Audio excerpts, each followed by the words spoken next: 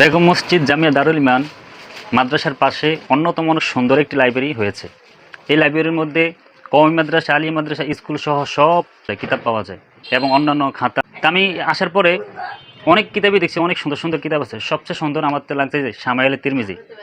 এই কিতাবের মধ্যে রসুল সাল্লাল্লাহু সাল্লামের একেবারে হাঁটা চলার থেকে নিয়ে রসুল কীভাবে কথা বলতেন, কীভাবে হাঁটতেন, কীভাবে শুইতেন, কীভাবে খাইতেন, এরকম প্রত্যেকটা বিষয় একবার বর্ণনা করা হয়েছে।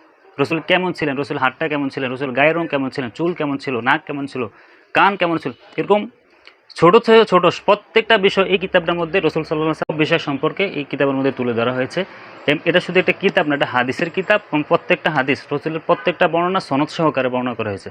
তা আমি প্রত্যেকটা মুসলমানকে বলবো, আপনি রসুল সাল্লাল্লাহু আলাইহি সাল্লাম পৃথিবীর মধ্যে সব মহামানব, উনি কেমন ছিলেন ওনার সম্পর্কে জানতে হলে আপনার এই কিতাবটা পড়া অনেকই জরুরি।